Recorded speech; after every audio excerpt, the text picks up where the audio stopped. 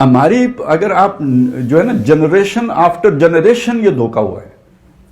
47 میں لوگوں نے قربانیاں دی, اس کا جو نتیجہ نکلا تو وہ تو پوری نسل توبہ کر گئی نا. وہ گئے, کوئی کینیڈا گیا تو کوئی امریکہ گیا تو کوئی کدھر گیا, انہیں کیا جدف یہ وہ شہر نہیں جس کا انتظار تھا, یہ تو کوئی اور ہی شے طلوع ہو گئی ہے, وہ بھاگ گئے. اب اس کے بعد ایک نئی, جیسے وہ قوم بنی اسرائیل میں 40 سال کے بعد ایک نئی نسل تیار ہو گئی تھی. وہ پہلو نے کہا فَذَهَبْ أَنْتَ وَرَبُّكَ فَقَاتِلَا إِنَّا هَاهُنَا قَاعِدُونَ. 40 سالوں میں نئے تیار ہوئے, وہ لڑے, اللہ نے فتح دے دی. تو یہاں بھی تو اب نوجوان ایک کھیپ گئی, 20-25 سال میں نئی کھیپ آ جائے گی نوجوانوں کی. لہذا وہ 77 کی تحریک کی نظر ہو گئے, نظام مصطفیٰ کی تحریک چلی, اور اس کے بیچ سے جو شے برآمد ہوئی وہ مرد مومن مرد حق تھا. اور اس کے 11 سالوں میں جو کچھ ہوا, اس کے بعد ایک اور قوم یوتھ جو ہے وہ ٹھکانے لگ گئی, اس نے بھی انقلاب سے توبہ کر لی. پھر جب 25-30 سال کے بعد ایک اور یوتھ تیار ہو گئی, تو یہ نہ سمجھیے کہ ہم کہتے ہیں جی عمران خان لاڈلا ہے. نہیں, عمران خان لاڈلا نہیں ہے, یہ اسٹریٹجی ہے کہ یوتھ کو برباد کرنا ہے, اس کو کسی نہ کسی کے پیچھے لگانا ہے تاکہ وہ توبہ طائب ہو جائے. تو اب 20 سال, اگلے 20 سال چین سے گزریں گے, یار من موجے کریں گے, کوئی ڈسٹربنس نہیں ہوگی, کوئی معاشرے کے اندر ارتعاش نہیں پیدا ہوگا, کوئی ڈسٹربنس نہیں ہوگی, سیٹلڈ ہو جائے گا اس وقت. پھر جب نئی قوم آئے گی, نیا لیڈر لے آئیں گے. اب مولوی لے آئیں گے نا, یہ والا آیا وہ والا آیا, تو یہ سب اپنے ہی بندے تھے, رنگ بدل بدل کے آتے رہے. تو اب مولوی صاحب لے آئیں گے, ان کی باری باقی ہے. جب مولوی آ جائیں گے تو مولویوں کے بھی مختلف جو ہے مسلک ہیں, پہلے بریلوی لائیں گے, پھر دیوبندی لائیں گے, پھر اہل حدیث لائیں گے. 25-30 سال اور نکل جائیں گے, اور اس عرصے میں یوتھیا ہو جائے گا. یہ جو میں نے آپ سے بات کہی ہے نا کہ یوتھ ہی تبدیلی لاتی ہے, آپ ذرا سوچیں, یہ اصحاب کہف کون تھے؟ انہم فتیۃ آمنوا بربہم, فتیہ, یوتھ, نوجوان.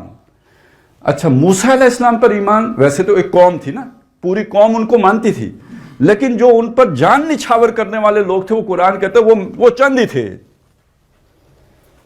وگرنہ یہ کہ وہاں پہ جو بزرگ حضرات تھے وہ تو ایڈجسٹ ہو چکے تھے نظام کے ساتھ. وہ تو کہتے ہیں موسیٰ آپ یہ شرارت نہ کرو, یہ بلکہ یہ کہ جب وہ نکل ہی آئے تو پیچھے فرعون آ گیا, تو انہوں نے کہا انا لمدرکون, ہم تو مارے گئے. موسیٰ مروا دیتا ہی, آرام سے کھا پی رہے تھے پراٹھے, اور تم نے یہ کام کر کے تو ہمارا ستیاناش پھروا دیا. بڑی سخت بحثیں کی. وہ تورات میں زیادہ, قرآن نے تو اتنی بات کی ہے, لیکن تورات میں آپ کو اس کی زیادہ تفصیلات مل جائیں گی. تو اصل میں حضرت موسیٰ کی جو ٹیم تھی جو ان کے پر جان نچھاور, وہ نوجوانوں ہی کی تھی. اچھا, ابراہیم علیہ السلام کا جو ذکر آتا ہے جب انہوں نے وہ بت توڑے تھے, تو اس کا بھی ذکر آتا ہے کہ انہوں نے پوچھا یہ کس نے یہ کام کیا ہے. تو کچھ لوگ جو حضرت ابراہیم کو جانتے تھے انہوں نے کہا کہ ہم جانتے ہیں ایک نوجوان کو جو ان کا تذکرہ کیا کرتا تھا, یعنی ان کا برا ذکر کیا کرتا تھا. تو وہ بھی نوجوان تھے. حضور صلی اللہ علیہ وسلم کے ساتھ جو لوگ آئے وہ کون تھے؟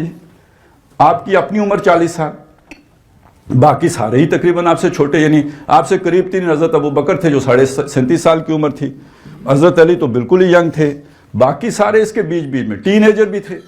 یہ مصعب بن عمیر 14 سال عمر تھی.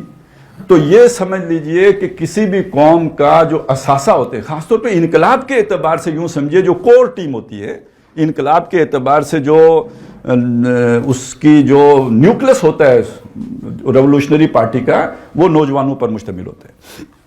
اور وہ اگر مایوس ہو جائیں تو پھر یہ کہ ان کے ساتھ پھر وہ مزاربے والی بات ہی ہو جاتی ہے.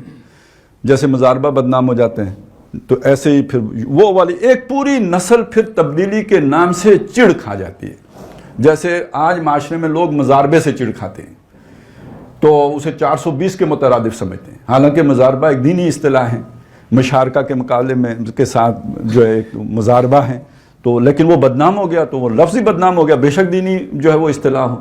اسی طرح یہ یوتھ بدنام ہو گیا. تو میں نے یہ بھی چاہا کہ ہمارے سامنے آ جائے کہ یوتھ جو ہے یہ بیوقوفی کا سمبل نہیں ہے, بلکہ یہ قربانی کا سمبل ہے.